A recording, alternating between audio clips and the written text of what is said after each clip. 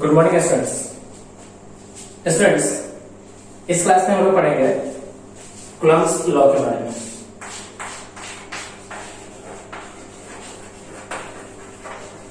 Coulomb's law के बारे में स्टूडेंट्स, चार्ज की एक प्रॉपर्टी होती है कि जब भी दो चार्ज एक दूसरे के नजदीक में रखा हो,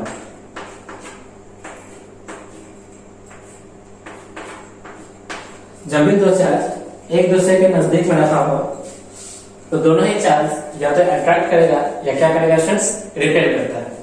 तो जब भी दो पॉजिटिव चार्ज रखा हो यानी लाइक चार्ज रखा हो, एक जैसा चार्ज रखा हो, लाइक चार्जेस, तो उस स्थिति में क्या होगा स्टूडेंट्स, फोर्स ऑफ रिपल्शन होगा। क्या होगा students, force of repulsion. Like charges के बीच में क्या होता है स्टूडेंट्स, फोर्स ऑफ रिपल्शन होगा। ये क्या है स्टूडेंट्स, अनलाइक चार्ज है। अनलाइक चार्ज है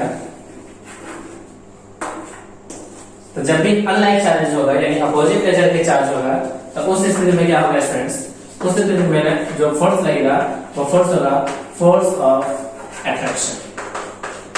क्या होगा स्टूडेंट्स, फोर्स ऑफ अट्रैक्शन होगा। ये जो अट्रैक्शन एंड रिपल्शन है ये हमेशा line joining of two charges लगता है। कैसे लगता है students, line joining of two charges. Force of attraction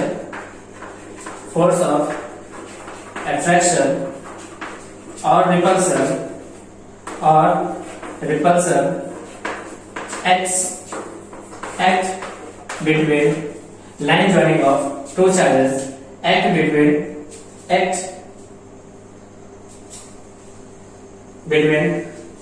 line joining of two charges, line joining of two charges always।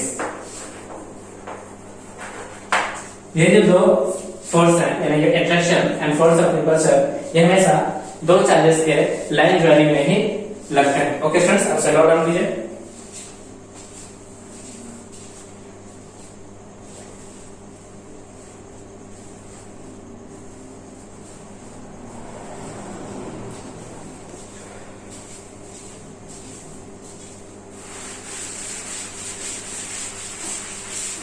अब इस लाइन ज्वाइनिंग का क्या मीनिंग है स्टूडेंट्स, देखिए।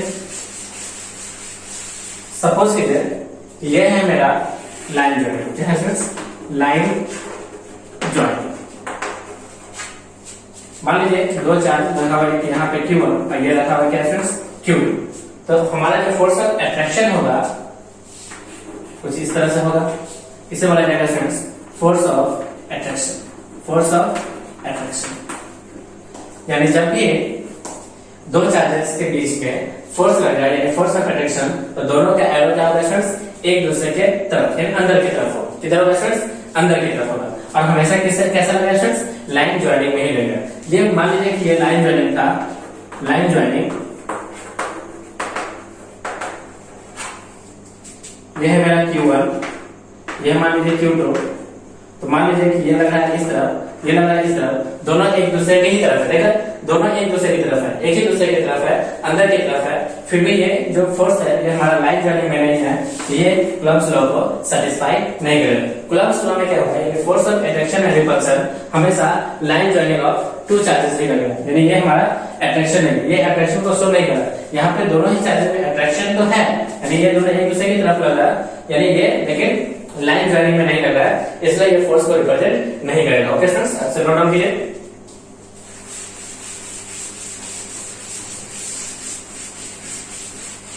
अगर हमें रिपल्शन शो करना तो कैसे स्टूडेंट्स देखें, मान लीजिए ये हमारा लाइन ज्वाइनिंग,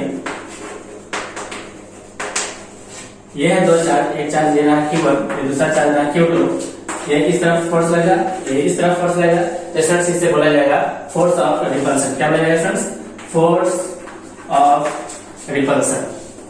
क्या बोला जाएगा स्टूडेंट्स, फोर्स ऑफ रिपल्शन बोला जाएगा। क्या बोला जाएगा स्टूडेंट्स, फोर्स ऑफ रिपल्शन बोला जाएगा। क्या बोला जाएगा स्टूडेंट्स, फोर्स ऑफ रिपल्सन बोला जाएगा।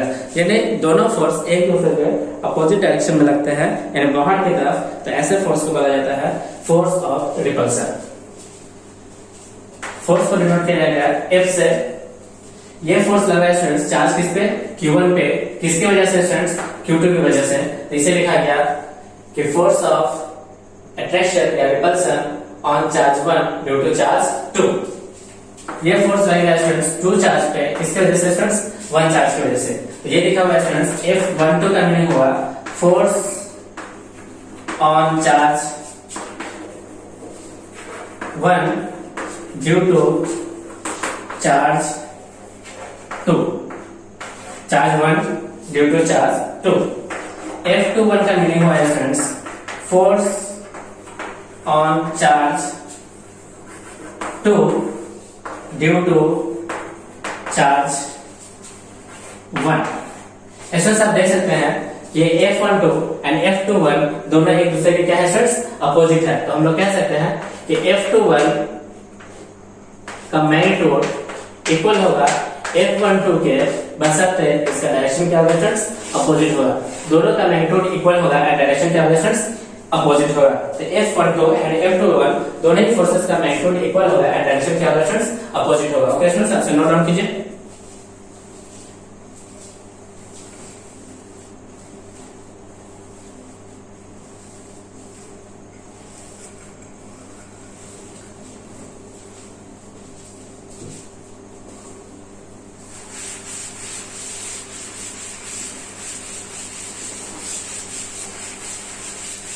कूलम्ब्स लॉ क्या है फ्रेंड्स, कूलम्ब्स लॉ हम लोग मेजर करते हैं, it measure amount of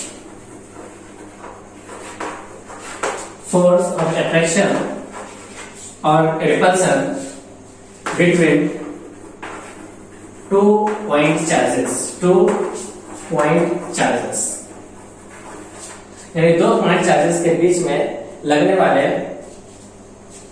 attractive और रिपल्सिव इलेक्ट्रोस्टैटिक फोर्स को कैलकुलेट किया जाता है किसके हेल्प से स्टूडेंट्स, कूलम्ब्स लॉ के कूलम्ब्स लॉ की हेल्प से। स्टेटमेंट क्या है फ्रेंड्स, स्टेटमेंट है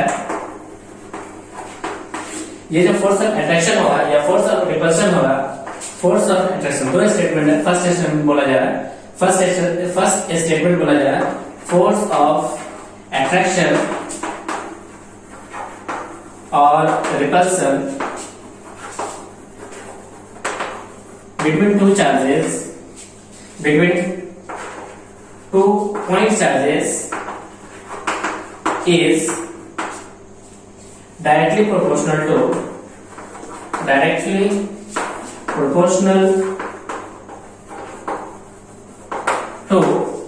product between two charges, product of these two charges,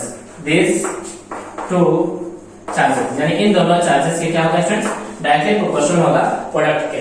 ये है हमारा फर्स्ट स्टेटमेंट। सेकंड बोला क्या जा रहा है, ये जो फोर्स ऑफ अट्रैक्शन या रिपल्शन होगा is inversely proportional to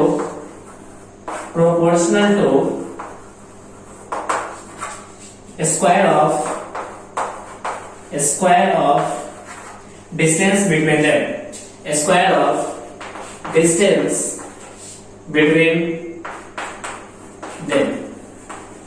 okay students, ये दो स्टेटमेंट है। फर्स्ट स्टेटमेंट क्या बोला है स्टूडेंट्स, कि जो दो चार्जेस के बीच में लगने वाला फोर्स ऑफ अट्रैक्शन या फोर्स ऑफ रिपल्शन होगा वो डायरेक्टली प्रोपोर्शनल होगा product of this two charges के। सेकंड बोला जा रहा है कि जो फोर्स ऑफ अट्रैक्शन और रिपल्शन होगा वो इनवर्सली प्रोपोर्शनल होगा square of distance between two charges. Okay students, सबसे नोट डाउन कीजिए।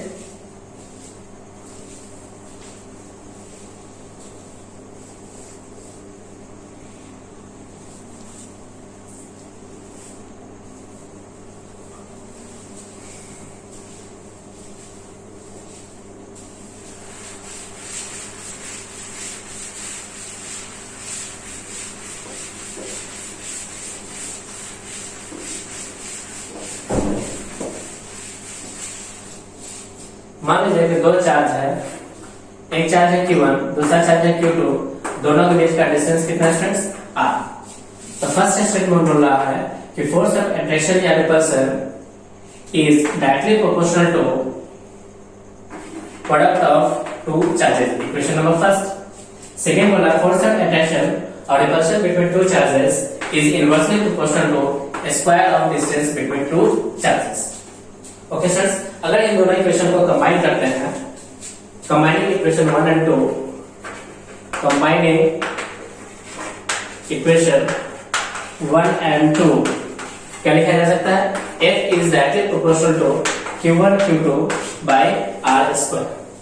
स्टूडेंट्स, जब भी हम लोग प्रोपोर्शनल साइन को हटाएंगे तो एक कांस्टेंट में ऐड किया जाता है, वो कांस्टेंट क्या है students? K Q1 Q2 by R square is equal to K Q1 Q2 by R square। ये जो K है स्टूडेंट्स, ये है प्रोपोर्शनलिटी कांस्टेंट। इस कांस्टेंट को बोला जाता है students electrostatic force constant. Electrostatic force constant, electrostatic force constant क्या बोला जाता है students? Electrostatic force constant. Okay students, आप नोट डाउन कीजिए।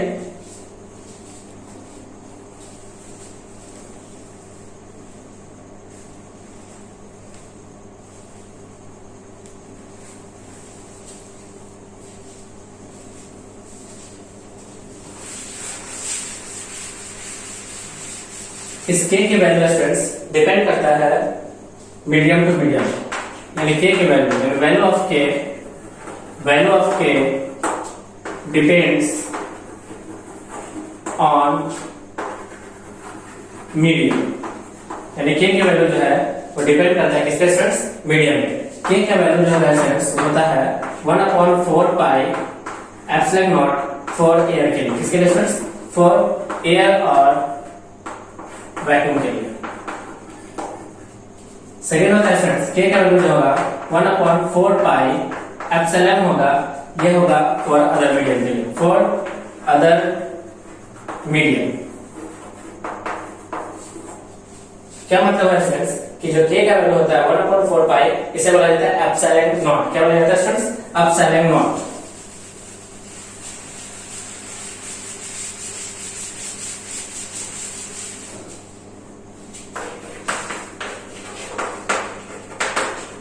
एप्सिलॉन नॉट ऐसे बोला जाएगा एप्सिलॉन बोला जाता है। तो एप्सिलॉन नॉट एयर के लिए यूज किया जाएगा, और जबकि इसे बोला जाएगा एप्सिलॉन किसी मीडियम के लिए। एप्सिलॉन का मतलब होता है स्टूडेंट्स परमिटिविटी। क्या मतलब होता है स्टूडेंट्स? परमिटिविटी।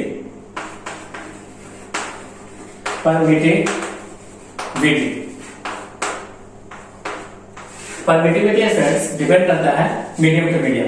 किस पे डिपेंड करता है स्टूडेंट्स? Medium to medium. अब परमिटिविटी तीन तरह का होता है। पहला सिंपल लिखा जाएगा, ये होगा फॉर अदर मीडियम के लिए, यही यूज किया जाएगा एप्सिलॉन नॉट फॉर एयर के लिए।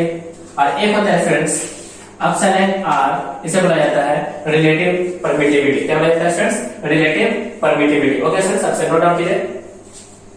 एक हो गया एप्सिलॉन, सेकंड हो गया एप्सिलॉन नॉट, एंड थर्ड हो गया क्या स्टूडेंट्स? एप्सिलॉन आर, जिसे बोला जाता है रिलेटिव परमिटिविटी। क्या बोला जाएगा स्टूडेंट्स? Relative permittivity.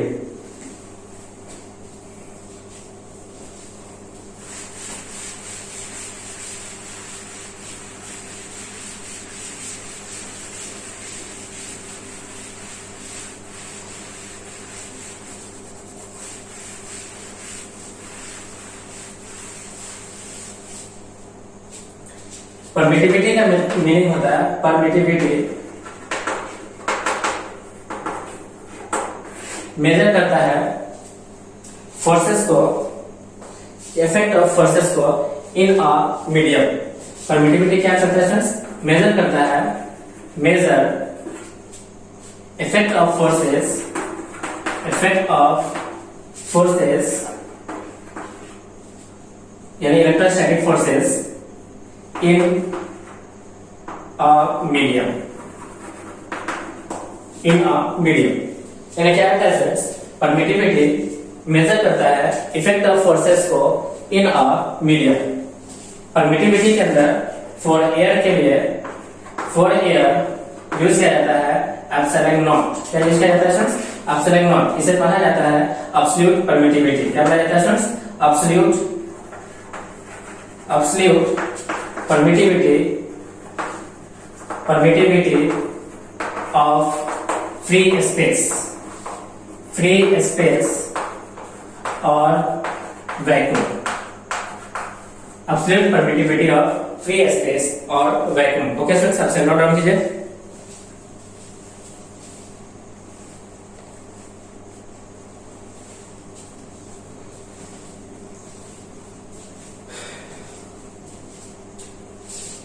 इस एप्सिलॉन नॉट का जो वैल्यू होता है फ्रेंड्स वो होता है 8.85 into 10⁻⁻12 SI unit. 12 SI unit permittivity का यानी यूनिट क्या होता है फ्रेंड्स हम लोग निकालेंगे। ओके फ्रेंड्स, अभी लिख रहे हैं कि ये SI यूनिट के बराबर होता है। परमिटिविटी का यूनिट होता है 8.85 into 10⁻⁻12 SI unit. Okay friends,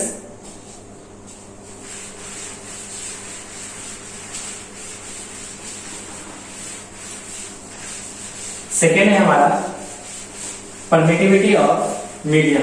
क्या फ्रेंड्स?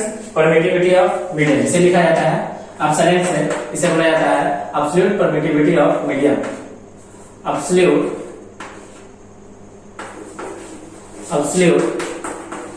परमिटिविटी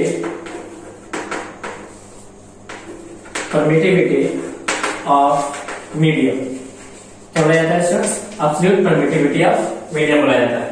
लास्ट होता है स्टूडेंट हमारा एप्सिलॉन आर। ये क्या होता है friends? Relative permittivity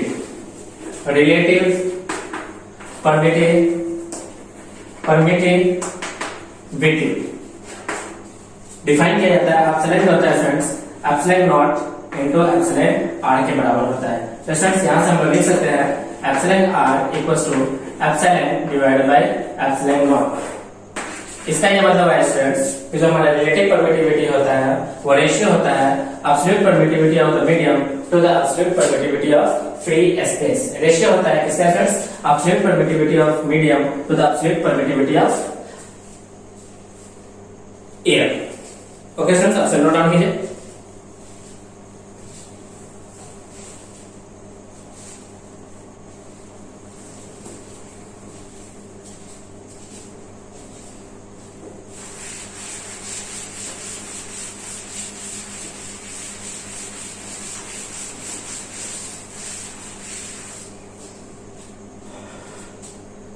F equal to आया कितना स्टूडेंट्स?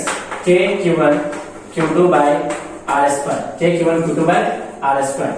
अब स्टूडेंट्स हम लोग लिख रहे हैं यूनिट ऑफ K का यूनिट क्या होगा? स्टूडेंट्स हम लोग जानते हैं फोर्स का यूनिट होता है न्यूटन, K का यूनिट हमें निकालना है, चार्ज का यूनिट हो गया कूलम इनटू कूलम और डिवाइडेड बाय दूरी का यूनिट हो गया मीटर स्क्वायर। तो स्टूडेंट्स आप देख सकते हैं K का यूनिट जो आ जाएगा न्यूटन मीटर स्क्वायर पर coulomb square. Newton metre square पर coulomb square. Newton metre square पर कूलम स्क्वायर। सेकंड पॉइंट है हम लिखते हैं डायमेंशन ऑफ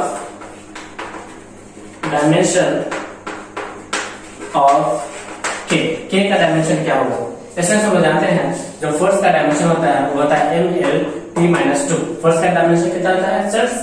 फोर्स का डायमेंशन होता है ML_T-2 इक्वल टू K का डायमेंशन हमको निकालना है, चार्ज का डायमेंशन होता है AT, दो बार चार्ज लिखा हुआ है तो AT इंटू AT और डिवाइडेड बाय दूरी का डायमेंशन होता है L स्क्वायर। तो आप देख सकते हैं फ्रेंड्स K का जो डायमेंशन आ जाएगा वो आ जाएगा ML3T-4 A-2। तो डायमेंशन ऑफ क्या है स्टूडेंट्स?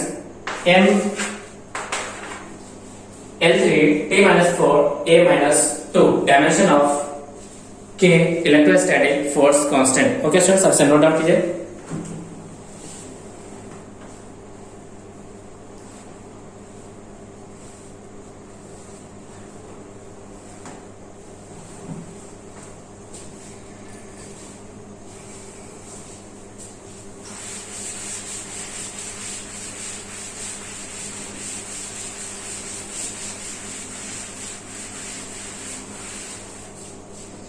K क्या होता है स्टूडेंट्स?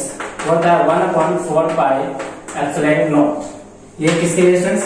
फॉर एयर और वैक्यूम के लिए। फॉर एयर और वैक्यूम के लिए जो K का वैल्यू होता है 1/4 पाई एप्सिलॉन नॉट होता है। अगर स्टूडेंट्स हम निकालना चाहें यूनिट ऑफ एप्सिलॉन नॉट तो स्टूडेंट्स लिखना पड़ेगा इसका यूनिट स्टूडेंट्स के का यूनिट अभी अभी देखे हैं आया है न्यूटन मीटर स्क्वायर पर coulomb square equal to 4 pi का कोई भी यूनिट नहीं होता, 4 पाई कांस्टेंट है, कोई भी यूनिट नहीं है, सिर्फ एप्सिलॉन नॉट का यूनिट निकालना है। इसका मतलब क्या करना पड़ेगा स्टूडेंट्स, इसे रिवर्स कर देना पड़ेगा, उल्टा कर देना पड़ेगा। तो हमारा एप्सिलॉन नॉट का यूनिट आ जाएगा कूलम स्क्वायर पर newton metre square. Coulomb square पर newton metre square is the unit of epsilon naught. अगर डायमेंशन की बात किया जाए, डायमेंशन ऑफ एप्सिलॉन नॉट क्या हो जाएगा? तो देखिए डायमेंशन ऑफ एप्सिलॉन नॉट कितना हो जाएगा? कूलम का डायमेंशन हो जाएगा 8t इसका square divided bye dimension Newton का हो गया l/t-2 और t-2 लेंथ का डायमेंशन हो गया l स्क्वायर। अगर इसे सिंप्लीफाई करते हैं तो जो डायमेंशन आ जाएगा एप्सिलॉन नॉट का, देखिए m-1 l-3 t4 a2 is the dimension of epsilon not. किसका आंसर आएगा students? Dimension of epsilon not. Okay students, epsilon not down कीजिए।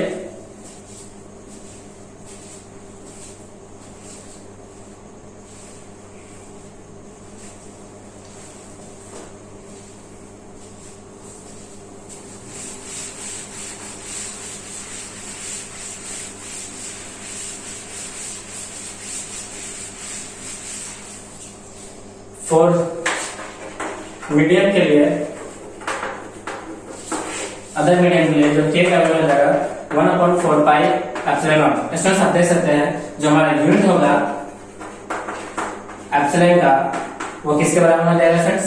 वो के ही बराबर होगा। तो यूनिट ऑफ एप्सिलॉन जो होगा वो के इनवर्स के बराबर हो जाएगा, यानी उल्टा करने के बाद के इनवर्स का जो हमारा यूनिट आएगा coulomb square divided by newton metre square. ये तो यूनिट आ गया। डायमेंशन की बात किया जाए, डायमेंशन ऑफ एप्सिलॉन या के इनवर्स के बराबर या यूं कहते हैं एप्सिलॉन नॉट के बराबर। ये सब के सब यूनिट एप्सिलॉन नॉट के बराबर आ रहा है, तो इसका डायमेंशन हो जाएगा कितना students? m-1 l-3 t4 a2 is the dimension of epsilon. Okay students, next हमारा students relative permittivity epsilon R. Epsilon R क्या है students? Epsilon by epsilon naught. तो स्टूडेंट्स आप देख सकते हैं एप्सिलॉन और एप्सिलॉन नॉट दोनों का यूनिट क्या है स्टूडेंट्स? सेम आया है, कूलम पर न्यूटन पर मीटर स्क्वायर। तो ये कूलम स्क्वायर पर न्यूटन मीटर स्क्वायर, ये भी कूलम स्क्वायर पर न्यूटन मीटर स्क्वायर। तो दोनों आपस में कैंसिल हो जाएगा। तो कैंसिल होने के बाद जो हमारा एप्सिलॉन आर है रिलेटिव परमिटिविटी, उसका यूनिट कैसा होगा स्टूडेंट्स? यूनिट लेस होगा। क्या हो जाएगा स्टूडेंट्स? यूनिट लेस क्वांटिटी है और साथ ही साथ कैसा स्टूडेंट्स? डायमेंशन लेस क्वांटिटी है, dimensionless quantity, unitless quantity और dimensionless quantity. Okay students, अब से नोट डाउन कीजिए unitless quantity and dimensionless quantity.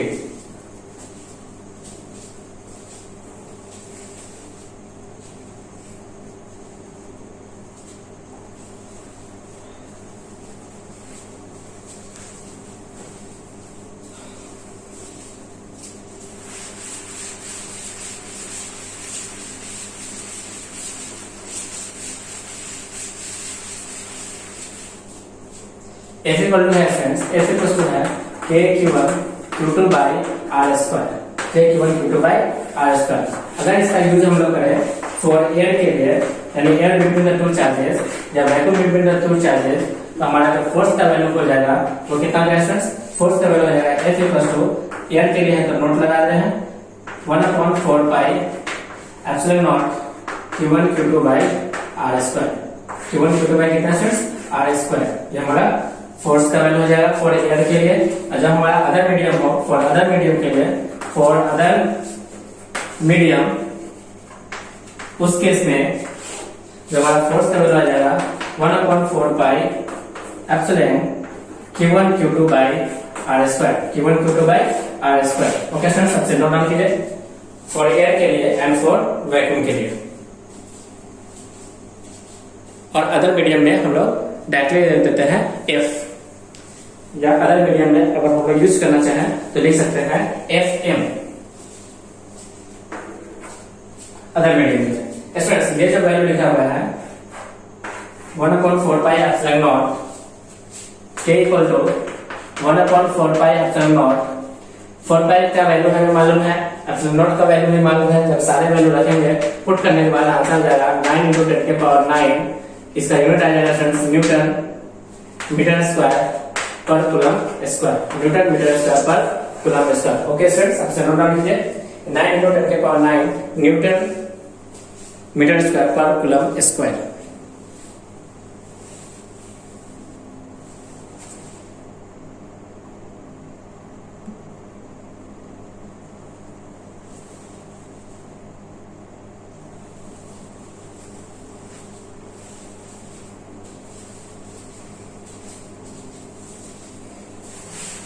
अगर इन दोनों फोर्सेस के वैल्यू को अगर हम लोग डिवाइड कर दें, क्या करते हैं फ्रेंड्स, डिवाइड करते हैं तो देखिए क्या रहा है F not upon F medium. अगर डिवाइड करते हैं तो F नॉट का वैल्यू कितना है 1/4 pi epsilon naught Q1 Q2 by R square, जबकि F मीडियम का वैल्यू आया 1/4 pi epsilon Q1 Q2 by R square. ये सारा वैल्यू कैंसिल, 4 पाई से 4 पाई कैंसिल, तो इधर आ जाएगा एप्सिलॉन बाय एप्सिलॉन नॉट। क्या जाएगा friends, epsilon by epsilon naught, epsilon by epsilon naught. तो friends epsilon by epsilon naught को क्या बोला जाता है फ्रेंड्स, देखिए एप्सिलॉन r जो पता था एप्सिलॉन बाय एप्सिलॉन नॉट, ऐसे बोला जा सकता है एप्सिलॉन r। क्या बोला जा सकता है फ्रेंड्स, एप्सिलॉन r। तो आप देख सकते हैं स्टूडेंट्स कि F air divide by F medium value किसके बराबर आता है फ्रेंड्स, एप्सिलॉन r के बराबर आता है। F air by F medium equal to epsilon by epsilon r, यानी रिलेटिव यानी परमिटिविटी किसके बीच में फ्रेंड्स, बिटवीन मीडियम के बीच में, तो the permittivity of free space equal हो जाता है रिलेटिव परमिटिविटी के। किसके बराबर friends, relative permittivity, relative permittivity ऐसे ही बोला जाता है। एक और नाम से फ्रेंड्स, उसका नाम होता है डाइलेक्ट्रिक कांस्टेंट। डाइलेक्ट्रिक कांस्टेंट क्या बोला जाता है friends, dielectric constant. Dielectric constant क्या होता है फ्रेंड्स, रेशियो होता है between force between two charges, जब दोनों के बीच में क्या है फ्रेंड्स, यानी एयर हो, टू द फोर्स यानी बिटवीन टू चार्जेस, दोनों के बीच में क्या है फ्रेंड्स, अदर मीडियम हो, या एप्सिलॉन अपॉन एप्सिलॉन r यानी एप्सिलॉन अपॉन एप्सिलॉन नॉट के रेशियो को ही क्या बोला जाता है फ्रेंड्स, डाइलेक्ट्रिक कांस्टेंट बोला जाता है। जनरली डाइलेक्ट्रिक कांस्टेंट को हम लोग डिनोट कर लेते हैं किसके साथ फ्रेंड्स, k के साथ। तो एप्सिलॉन r और स्मॉल k दोनों से ही डाइलेक्ट्रिक कांस्टेंट को डिनोट किया जा सकता है। ओके फ्रेंड्स, आप से नोट डाउन कीजिए।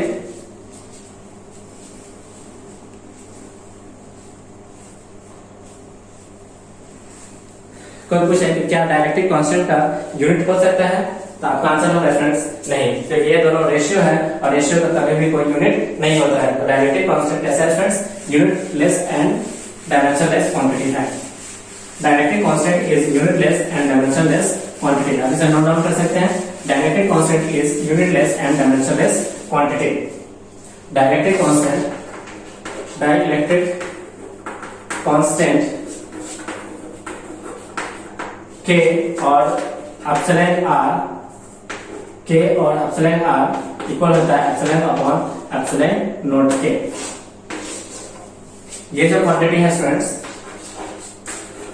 यूनिटलेस है एंड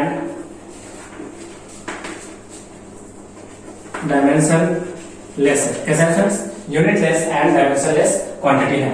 सेकेंड पॉइंट क्या है friends, F upon F medium यानी F not upon F medium ये आया है K के बराबर। तो स्टूडेंट्स आप लिख सकते हैं यहाँ से F नॉट जो हो जाएगा वो K टाइम्स F मीडियम के बराबर होगा। तो स्टूडेंट्स हम लोग देख सकते हैं कि जो हमारा F यानी फोर्स बिटवीन टू चार्जेस जब दोनों के बीच में एयर हो तो उसका वैल्यू ज्यादा होगा किससे स्टूडेंट्स, जब दोनों चार्जेस के बीच में क्या फ्रेंड्स, मीडियम अदर मीडियम। तो स्टूडेंट्स कहा जा सकता है कि डाइलेक्ट्रिक कांस्टेंट एक ऐसा फैक्टर होता है जो फोर्स बिटवीन टू चार्जेस को रिड्यूस कर दिया जाता है जब दोनों चार्जेस के बीच में क्या आ जाए फ्रेंड्स, मीडियम आ जाए। तो dielectric constant is a factor, it is a factor that reduces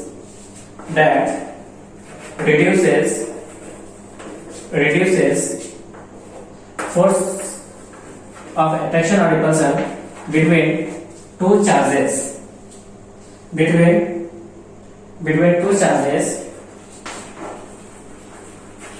when kept in medium as compared to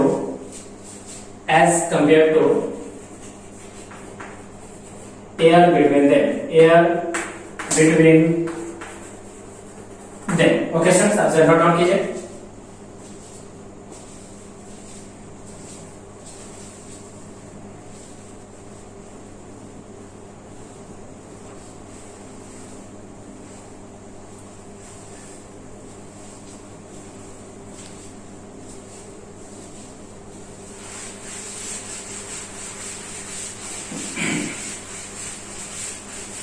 Next is friends, important points related to Coulomb's law. Important point related to Coulomb's law. Important point related to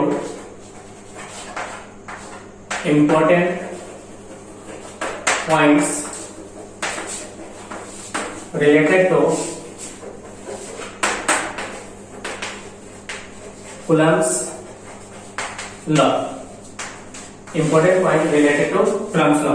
first है friends, ये जो Coulomb's law होता है valid होता है between point charges के बीच में, यानी valid only for point charges. Valid only for point charges के लिए ही वैलिड होता है. सेकेंड पॉइंट क्या है फ्रेंड्स? सेकेंड पॉइंट है ये जो हमारा फोर्स ऑफ अट्रैक्शन और रिपल्शन होता है ऑलवेज एक्ट करता है between line joining of two charges. Force of attraction और repulsion always acts between two charges. Always acts between line joining of two charges. Line joining of two charges.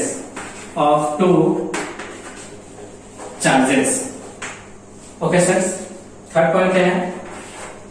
ये जो force of attraction और repulsion होगा वो हमेशा follow करता है, यानी क्यों कह लें कि हमेशा दोनों एक डिफरेंट यानी टू डिफरेंट बॉडीज पे लगता है. यानी फोर्स ऑफ अट्रैक्शन और repulsion acts on two different bodies, यानी दिस फोर्सेस यानी कि टू फोर्सेस यानी this two forces acts on two different bodies in different direction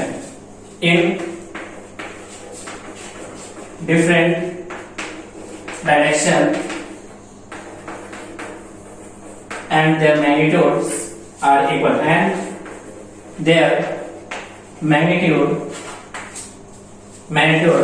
are equal.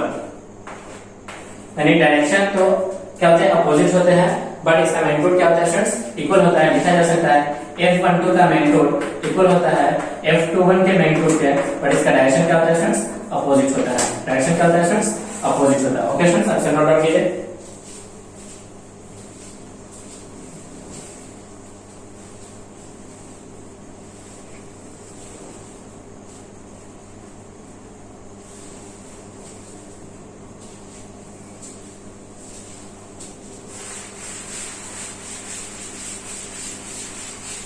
जब स्टूडेंट्स दो फोर्स जिनका मैग्नीट्यूड इक्वल हो एंड दोनों ही फोर्सेस एक दूसरे से अपोजिट डायरेक्शन में लगता हो एंड दो डिफरेंट बॉडीज पे लगता हो, तो ऐसे फोर्स को कहा जाता है स्टूडेंट्स एक्शन रिएक्शन पेयर. तो फोर्थ पॉइंट, यानी ये जो फोर्सेस हैं जो फॉर्म करते हैं, यानी forces form action reaction pair. Action reaction pair क्या फॉर्म करते हैं friends? Action reaction pair form करते हैं. फिफ्थ पॉइंट है फ्रेंड्स, ये जो दो फोर्सेस जो दोनों एक दूसरे के लाइन जॉइनिंग में लगते हैं, ऐसे फोर्स को कहा जाता है फ्रेंड्स सेंट्रल फोर्स.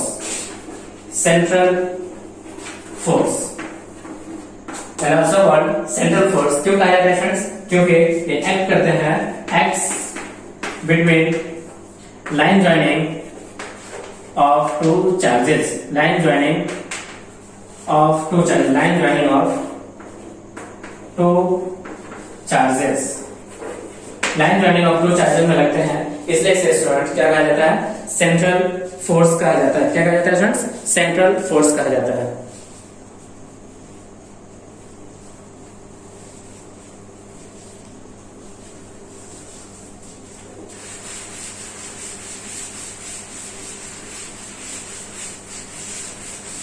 इन फोर्सेस का फ्रेंड्स, कूलम्ब्स लॉ का लिमिटेशन क्या है फ्रेंड्स? ये कूलम्ब्स लॉ कभी भी डिस्ट्रीब्यूटेड चार्ज पे अप्लाई नहीं किया जाता है। क्या जाता है फ्रेंड्स? कूलम्ब्स लॉ कभी भी डिस्ट्रीब्यूटेड चार्ज पे अप्लाई नहीं होता था। लिमिटेशन क्या है फ्रेंड्स? लिमिटेशन है, limitation of Coulomb's law, Coulomb's law. First limitation क्या है? कूलम्ब्स लॉ कभी भी डिस्ट्रीब्यूटेड चार्ज के बिटवीन अप्लाई नहीं होता है। does not valid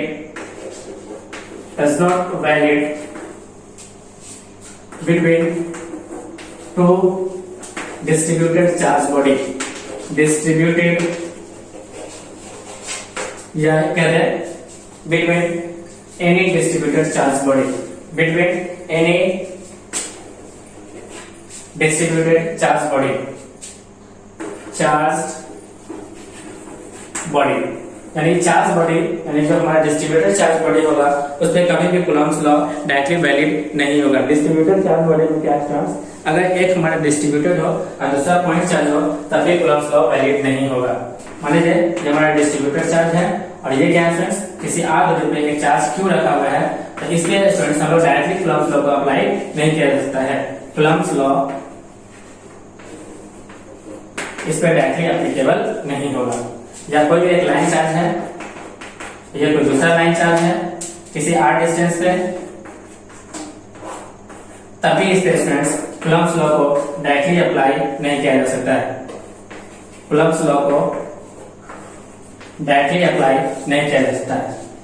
अगर आप कूलम्ब्स लॉ को डायरेक्टली अप्लाई करना चाहते हो इन डिस्ट्रीब्यूटेड चार्ज बॉडी के बीच में, तो हमें क्या करना पड़ेगा स्टूडेंट्स? सबसे पहले इस डिस्ट्रीब्यूटेड चार्ज को सेगमेंट में डिवाइड करना पड़ेगा। क्या करना पड़ेगा students? Infinitely small small part में सबसे पहले इस चार्ज को डिवाइड करना पड़ेगा। देन उसके बाद हम लोग क्या करेंगे स्टूडेंट्स?